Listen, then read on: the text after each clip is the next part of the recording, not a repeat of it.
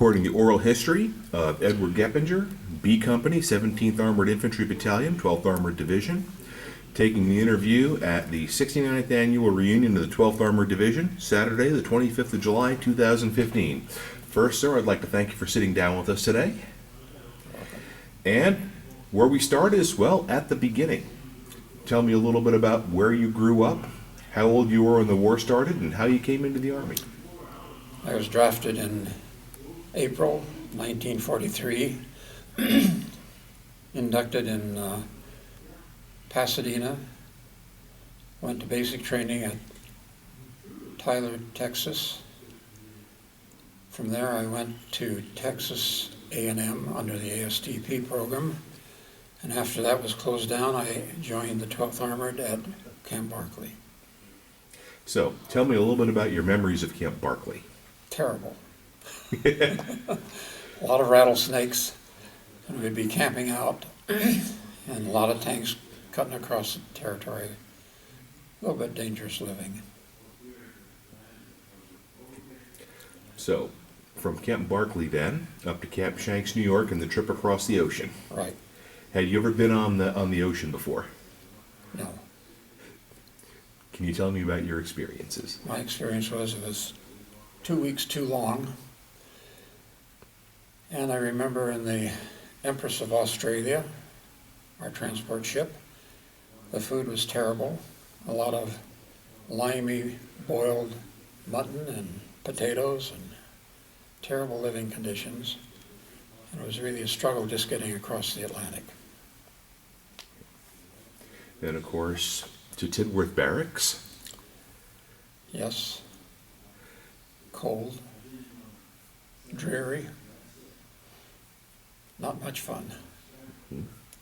So, across the Channel and into France. Right. It was a cold, cold night, and didn't particularly like going down the ramp and being shoved off onto the LST. But the beaching of the craft was very easy, and we walked out on dry sand, so I thought that was a real plus. So what can you tell me about your first experience in combat? The first experience, I was assigned as a runner for Captain Ebbage, who was the platoon leader of the 1st Platoon, Company B, 17th AIB. He had never had a platoon runner, never trained us in his position. I was never trained in my position, so we got along famously for the first few days. After about 3 or 4 days, he decided I was too big a target, and he didn't want to be around me, and I felt that he was doing more running than I was running, and I couldn't keep up with him. A quick note for the people who are just seeing Ed sitting down. Sir, how tall are you? 6'4". And the average height of a soldier in the Second World War was about 5'6" or 5'7", so Yeah. that's where his concerns came from. Go on. But Ebbage felt better, so he hired or put in Shorty Pretower, and he was the shortest guy in the platoon. But they immediately acquired a Jeep, and it was no longer running, it was driving. I could have worked on that position quite easily. Yeah. The first few days were really hectic.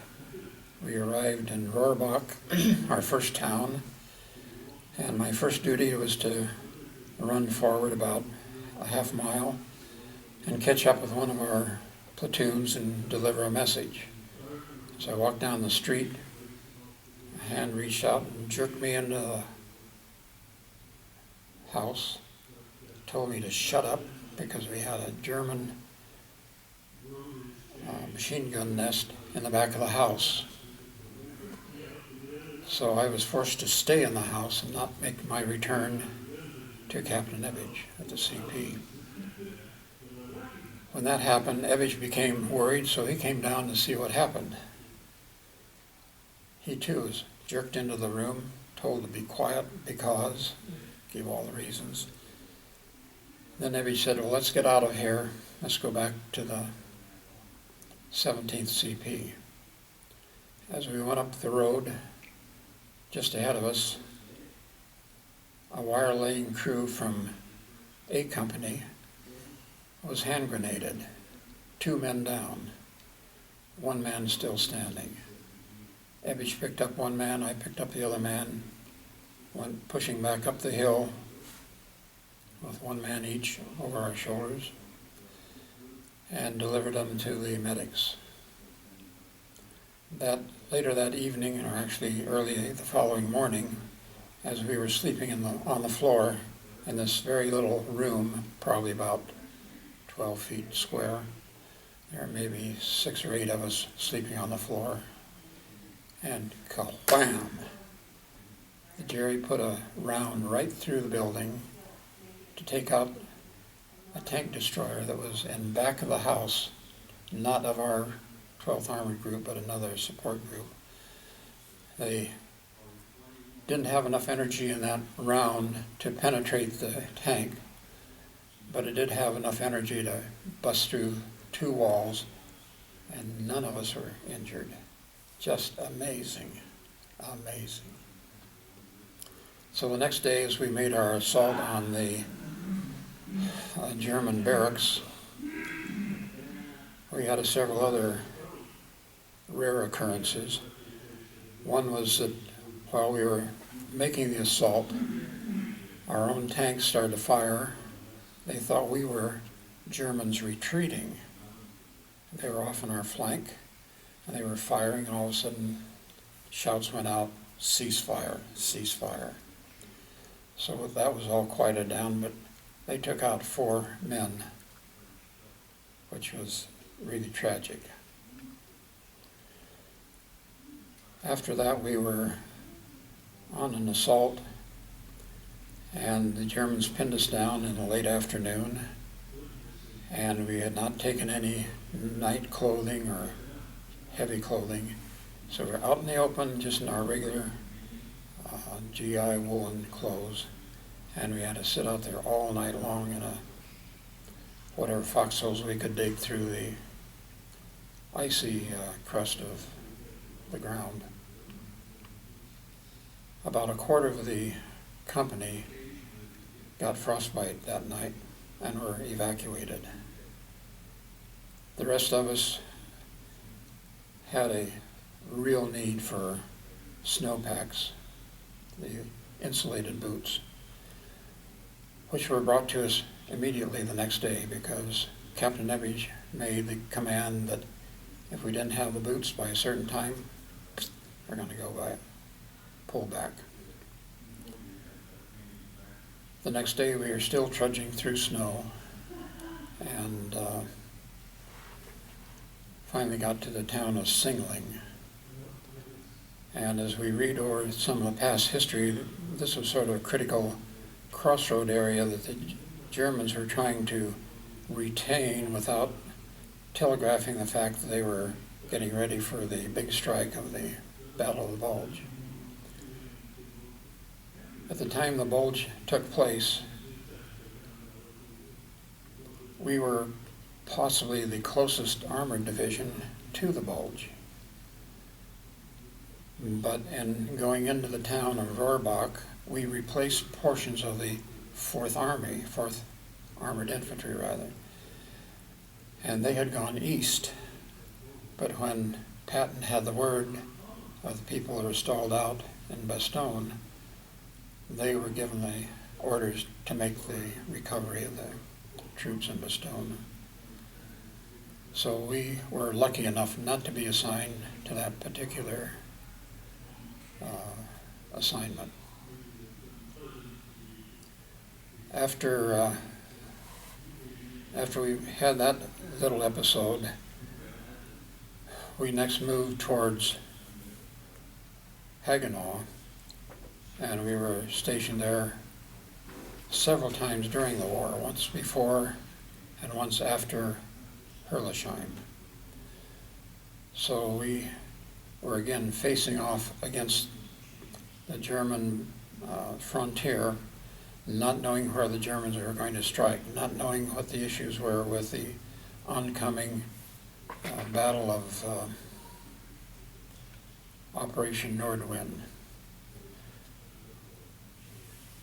At that time, we did not know what was ahead of us until we started to read our own history in the history books. But at that time, we moved forward to the area of Weiersheim and Herlisheim. I had the fortune or misfortune of being given the assignment, since I was a radio operator, to stay with your vehicle. We will need people to carry supplies to the front lines. I got the call about close to midnight, I guess. Take a load of ammunition up to Herlisheim.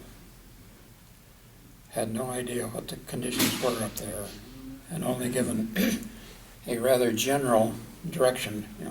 Out there where you see the flashes of our artillery landing in the woods, head in that direction and you'll find our people. Well, this is not much fun in the middle of the night with nothing but a driver, and I was standing in the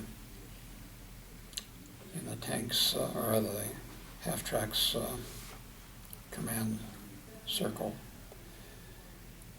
Obviously, a 50 caliber machine gun would do no good with people that might take pot shots at you at a larger distance.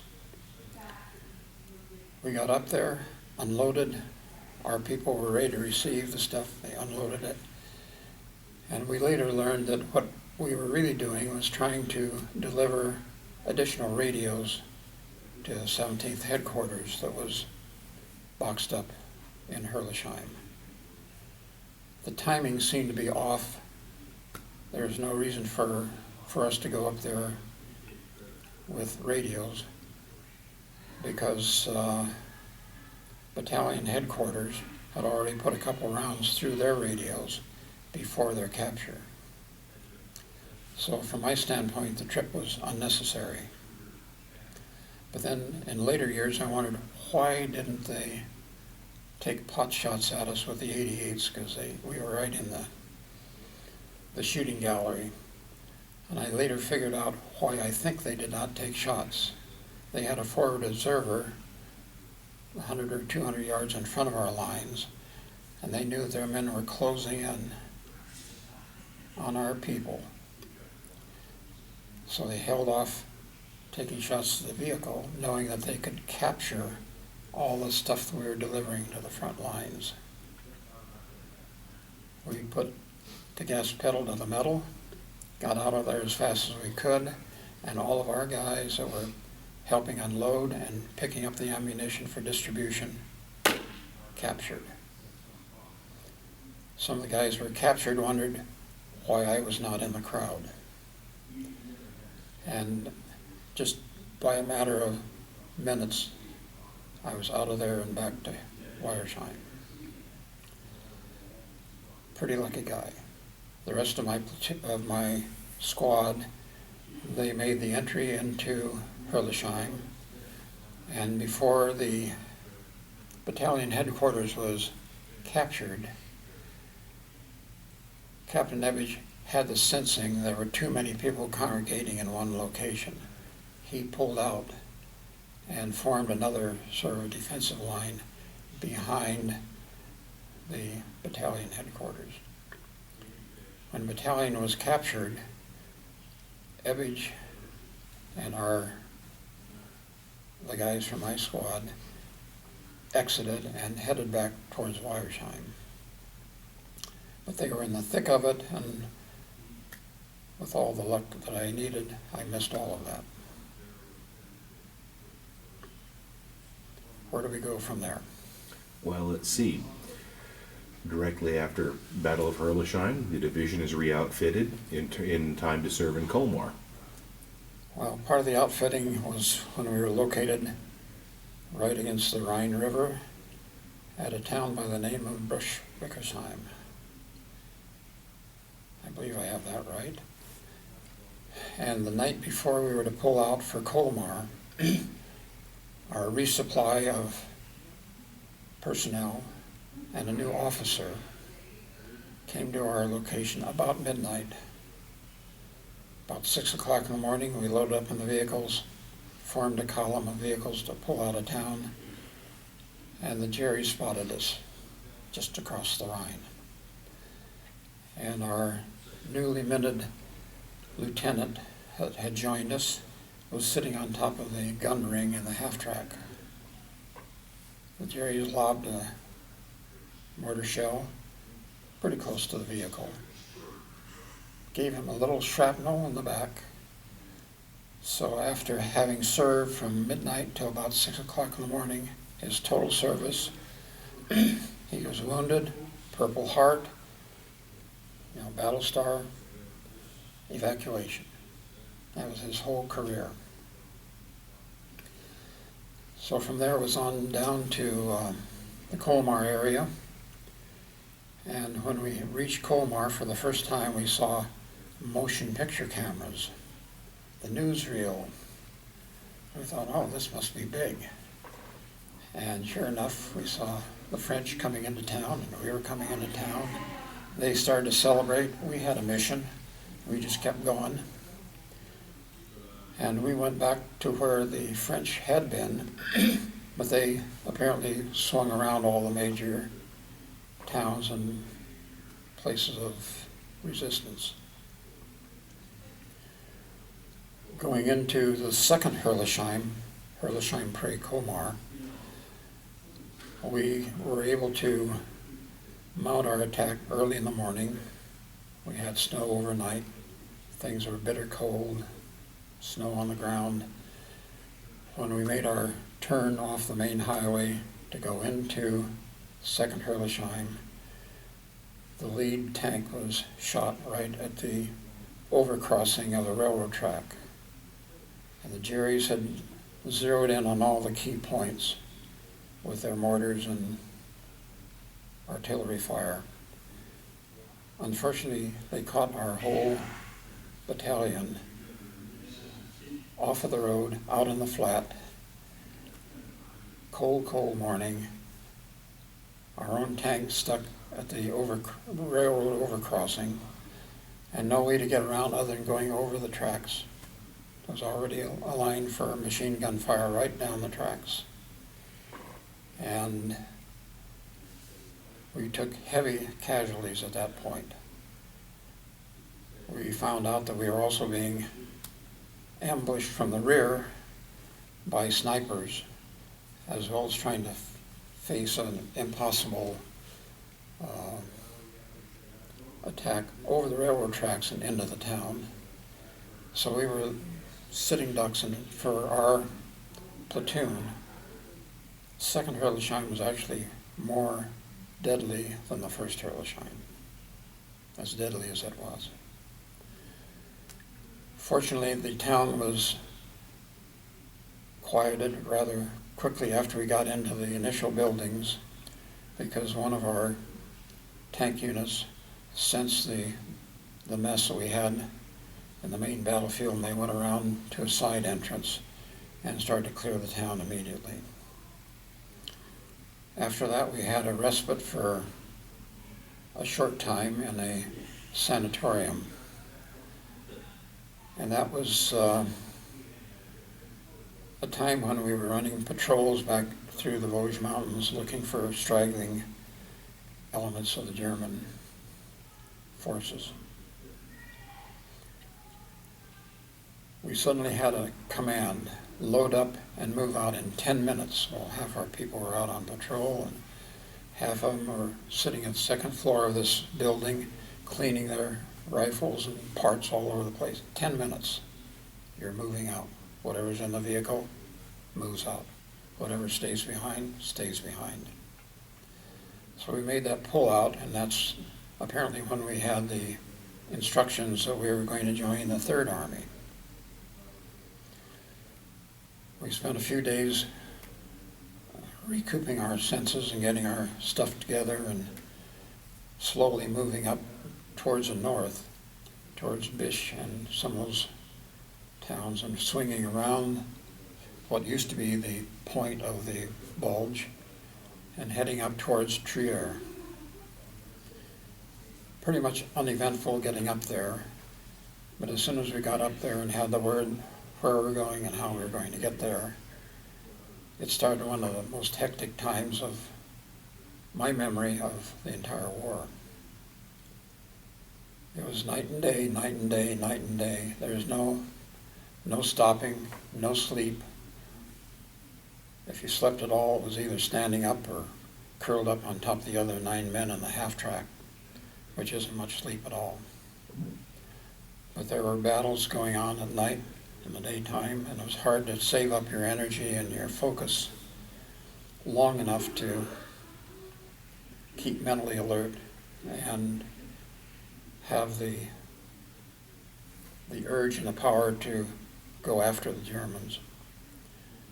When we got to the Rhine, we made a turn south towards Ludwigshafen in hopes that we could be one of the groups that would cut off some of the bridges across the Rhine. That did not happen, but in doing so, we closed off most all of the possible escape routes. In doing that, we almost made 100% close to our previous position in the Hagenau area. So we literally circled the entire Battle of the Bulge. By the time we got back to where we had originally hit the Rhine River, they had put the bridge across. All the brass was out there. And I've tried to figure out the timing, but I think we must have been perhaps the first full division that crossed the bridge. I think they put different specialty elements like anti-aircraft and some other small infantry groups across. But I think we were the first full division that went across. When we got across, we had a rest. We stopped for at least an overnight stay. And at that point, we were ready to start our strike to the east. We had two major encounters, one in Boxburg, which was on a Good Friday afternoon, and we almost got tied up in that town. And our particular platoon had a major, almost one-on-one type close quarter combat. Fortunately, we won out on that situation. It was a very difficult situation, and we managed to flush out a field general of the German army. I think that was perhaps the first one that we had turned in. The following Sunday, Easter Sunday, we had made an approach to a town. To this day, we don't know the name of it because we didn't enter on the main streets. We came in sort of the back door through a wooded area, and as soon as we got into the wooded area, we faced anti-tank fire. The vehicle right ahead of me was knocked out, and we backed up to get out of range, and of course with a vehicle smoking, a perfect target. And sure enough, a German aircraft spotted that. They started to load up and came in with aerial bombs. I was in a house with my squad, and as we were running down the steps, I was the last one down the steps, and the Germans, put the bomb right outside the wall where I was standing. The bomb disintegrated the block wall, pushed all the troops ahead of me down into the basement where they were safe. I was headed down the basement in a horizontal position, head first, for a block wall. The compression of the explosion in the basement created such pressure that it reversed out and blew me back out. The people were in the basement. They did not experience that. They were safe. But I got blown back up just before the rest of this 3-story house collapsed.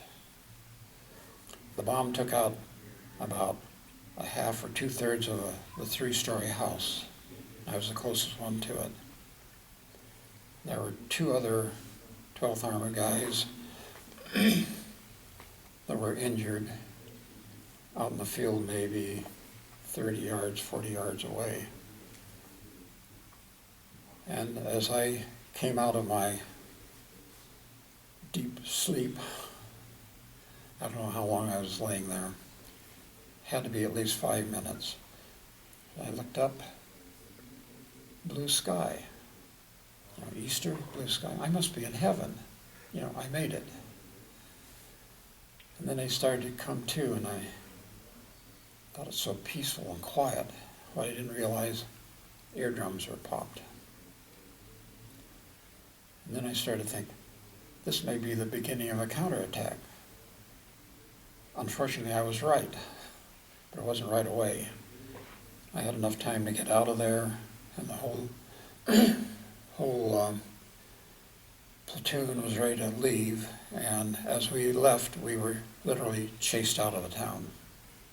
We're still looking for a name to put on that town. After that episode, we went up towards Würzburg, made the turn, everyone heading south.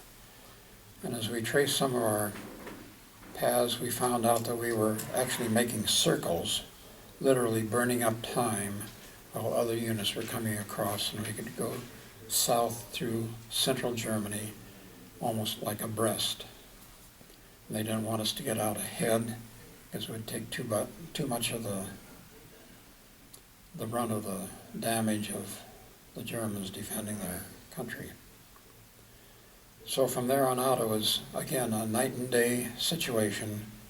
I don't think we had more than 1 or 2 times we stopped for more than one night at any one spot.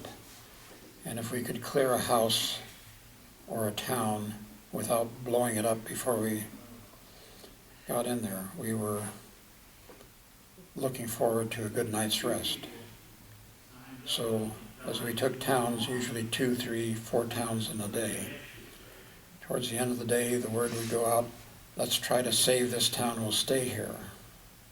But the ground rules that we had with our tank support, we had an attack team. And within this attack team, the understanding was if we get a shot out of the city, we'll lower it, level it. If we don't get a shot out of the city, we'll save it so we can stay here tonight. So that was almost like a game. And it was almost the point of being routine. We were getting pretty good at trying to save a town where we could maybe get a good night's sleep. But that went on until we worked our way down through the Dinkelsbühl and Fuchswagen and some of those other places. The war period ended up for me as being a rather stimulating time. A lot of new things, a lot of action. We were south of the Inn River at the time that the war was beginning to wind up, and everyone was saying, if you can only live through another couple days, need a couple more days. At that time, my big mantra is, I hope I can live to the age 20. And my birthday was April 19th, to reach the age 20. And I did make it, but I had those last few weeks, and don't let it happen the last week of the war. We still took casualties. In fact, we had a casualty of a tank in front of us on the day that we turned around to return to central Germany. Part of our routine when we went into some of the camps where the Germans were holding their workforce, we really didn't know what we were going into. And we would run in and would see this, Arbeit, something free. We turned around, took off, because we were out not to see the prisoners and the people that were surviving, but to chase the people that caused all this.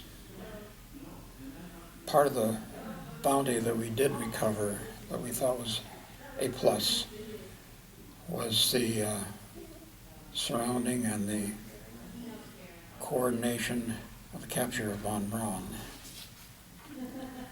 During my professional career, I crossed a man that was under von Braun, an expert in liquid fuels for rockets. And he told me how difficult it was for them to surrender. He said, you guys with the tanks, we were afraid to take our vehicle out of the woods or out of cover for fear you'd just blast us to pieces. So I said, we wanted to surrender, but your forces were so overwhelming and so bountiful. Every place we would go, we'd see American tanks. So that's what we think helped the successful surrender and the preservation of the von Braun work team, which incidentally, I worked with some of the experts in that field in my professional life and became very good friends of them. Now tell us about your professional life after the war. What did you do? Well, I continued my education by going to University of Basel, Switzerland, under the government auspices, which was very nice, a nice way of sort of blending down into civilian life. Then I went back to Pasadena JC. From there I went to UCLA, and from UCLA, since I didn't have a senior engineering class ready to go, I went to Cal Berkeley. But through all the different pieces of education, I think I got through in less than 4 years, and I had almost enough credits for the master's degree. And what kind of work did you do after you graduated? Well, it's almost like going back into the Army. I was working for a company that I was a seventh man in the company. We grew to about like 800 employees worldwide, and a major aerospace company, Barnes Incorporated. And I was designing, selling, making contacts with virtually all government contractors, and it's sort of a high-tech company. So it was a very interesting career. And probably the thing that I would boast about, for which there are no medals, when we walked up the gangplank in New York with the B Company, 250 men. Of those 250 men that came back on their feet without being killed, wounded, captured, we think we counted somewhere between 5 and 10. And during that time, to support the 250 man status of force, we used up about 600 men, including all the replacements. So being one of the half dozen or so, no medals, but great thanks. Well, sir, I want to thank you for agreeing to sit down with us today. It was a pleasure.